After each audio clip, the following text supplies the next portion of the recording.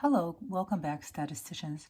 We're going to work now on finding the critical value for a t-test using the table F. So this is a little bit challenging just because the table has a lot of headers there. And so we're going to look at those different headers and figure out how to use we're not using confidence interval, we're doing hypothesis testing. So we're going to look either at one tail or two tail.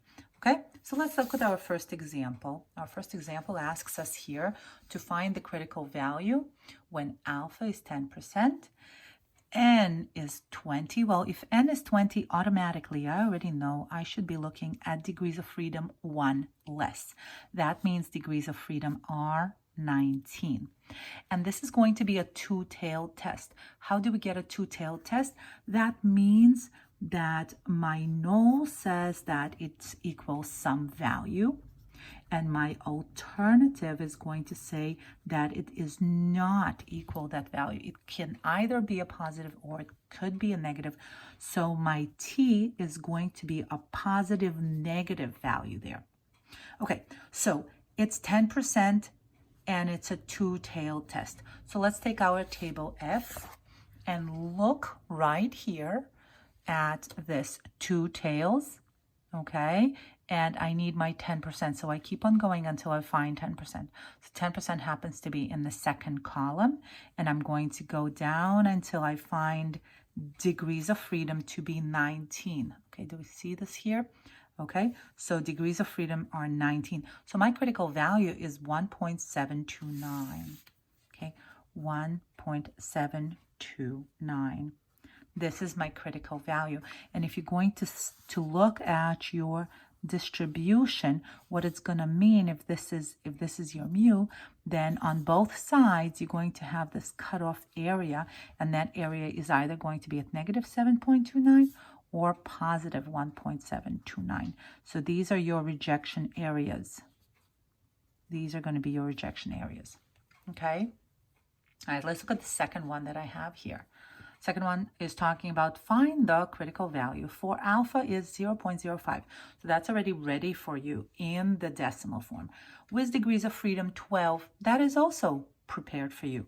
They don't even tell you that your sample size was 13. They're just saying to you, use degrees of freedom 12 for a right-tailed test.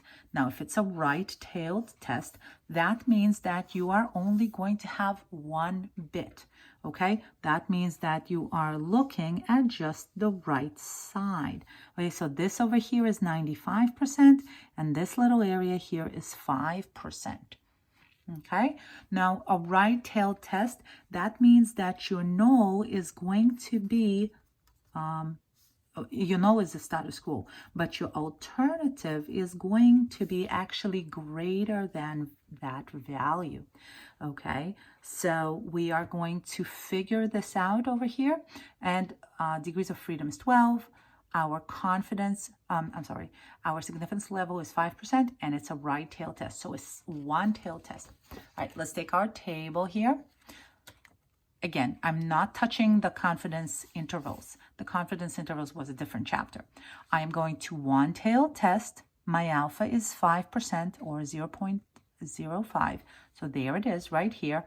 And my degrees of freedom is 12. So I keep on going down until I find my 12, which is in the blue right now, and it's going to be 1.782. 1.782. My critical value is 1.782. Why am I not putting plus minus here? Well, I know it has to be greater. So this area over here is a non-critical area. I do not have a negative in here. Okay, so this business over here is just 1.782. And that's how you use your table F for figuring out critical values. Okay, so again, we're not looking at any of the confidence intervals. We're either looking at one-tailed test, and finding the appropriate significance level, or we are looking at two-tailed test and then looking at our significance level. Okay.